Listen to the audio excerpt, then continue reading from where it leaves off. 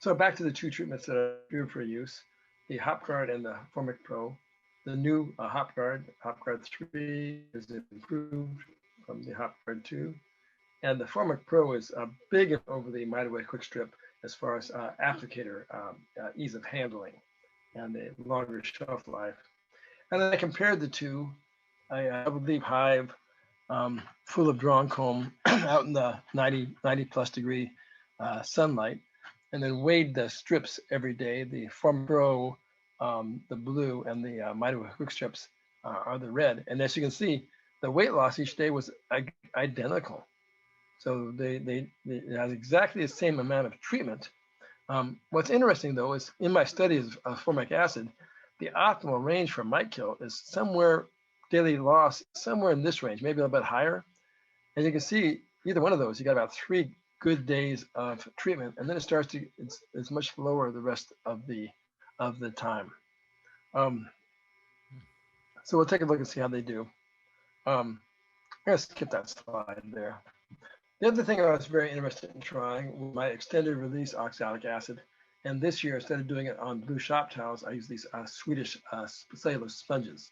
We cut up over 1,000 of them into different sizes of strips for testing.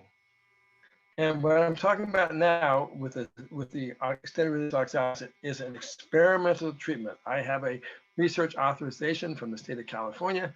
I'm the only beekeeper in California who can legally apply oxalic acid to a.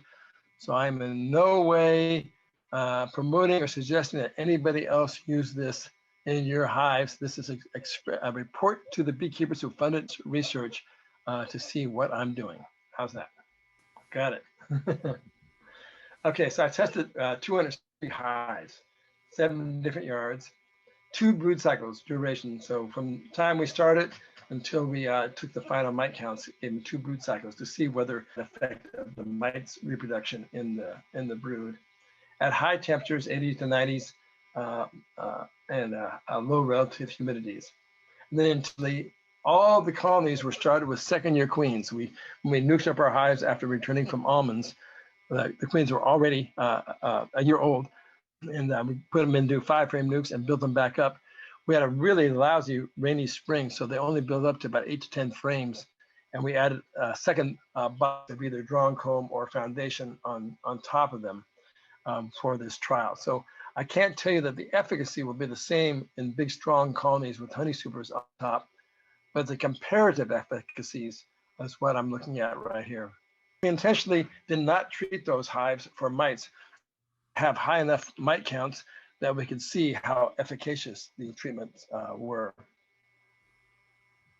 So here's the treatments we did: oxalic glycerin sponge, one strip or 2 strips, or the shop towels, or the HopGuard applied by manufacturer's instructions. And the former ways of applying it, one is to put in 1 strip and then a 2nd strip 10 days later, or the other is to put 2 strips in at the same time, which is rough on the bees in hot weather. And then we had a low mite control group, not a true control group because they were intentionally started with lower mites so that their high mites wouldn't drift to the other hives in case these exploded with mites. Then there's a shop towel, a picture of them, and a picture of the Formic Pro pad, a picture of one of the cellular sponges cut in half, and the HopGuard 3 strips right here. We found these tongs were very, very handy for these acid treatments. There's a typical test yard, blackberry bloom just ending. And then we got a surprise bloom despite the hot weather, and the colonies actually put on honey and drew comb. So I collected data, the yard they were in, the starting mite count, the treatment, whether they were queen right at the end of the trial, ending mite count, and whether the bees were clustered in the upper box in addition to the lower box. So this is the data from 22 hives. There were 263 hives, so lots of data to crank. So I'm going to show you the data this way. This will show you the yard here. So these were all in the same yard. These were same yard. The blue column is your starting mite count, and the red column is your ending mite count, 42 days later.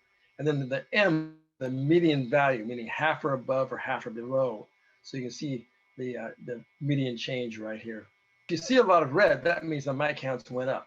So this is the control group here.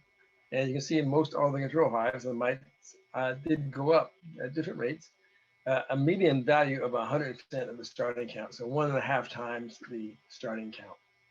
If you see a lot of blue, that's a good thing. If you see a lot of red, that's a bad thing. Okay, so here's the one formic strip.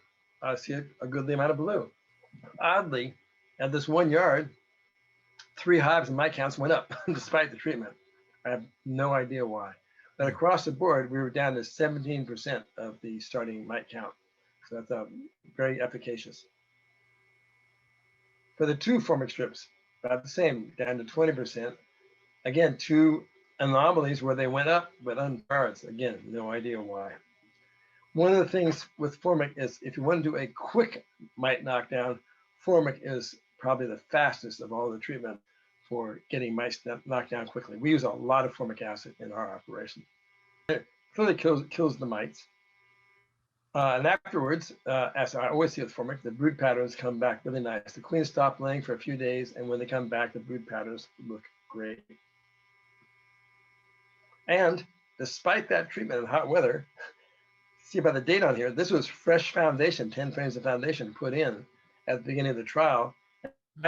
Having a strong forming treatment, they drew that foundation and put a fair amount of honey into that second brood chamber right there.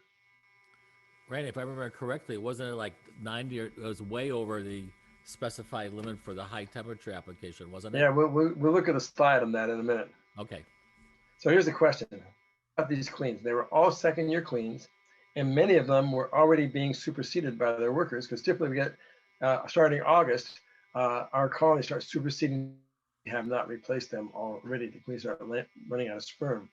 So there was a background supersedure rate. And to answer your question, Ken, the recommended maximum temperature for application, here's our 2 application dates. You can see we're well above recommended temperature for the first application, and even above it for the second application also. This is really an acid test for the formic acid, and the colonies did not like it. Now, I'll tell you one thing. We applied them all the same day, despite the temperature in the yard and the time of day. If we're going to do it as a beekeeper, I would wait until dusk to put in formic acid on a hot weather day. And I would have also cracked the boxes to give them some more ventilation. But I wanted to give them the acid test and answer, does this cause colonies to go queenless? So, and I didn't say kill the queen, I said to go queenless. I'm not convinced that formic acid kills the queens. When I have caged queens and workers underneath the formic acid strips, it seems to me it's just as likely for workers to die as it is for the queens. I suspect that bees killing the queens, but we need, amazingly, nobody has followed up on this observation by Dr. Jim Amling years ago. Really good research for somebody to do. Results. So for the control group, I rank colonies as queenless or died if they did not have a laying queen at the end of the trial. Okay, now many of these colonies superseded their queens and had fresh queens. So all I cared about is whether after 2 brood cycles later they had a laying queen. In the control group, 5% of those colonies either were dead or had a laying or no laying queen, despite getting no treatments. The Formic Pro, it was only 4%. Now I can tell many of those colonies had superseded their queens, but they did 42 days later have a laying queen with a good brood pattern. With the 2 strips for 6 of the yards, a little higher rate of queenlessness, but not exceptionally high, except for 1 yard, put them on right in the middle of the day, and we got, of those 5 hives there, 100% were queenless afterwards. Then for the hop guard and the auxiliary, it was low rates of queenlessness again. So that's kind of the background rate.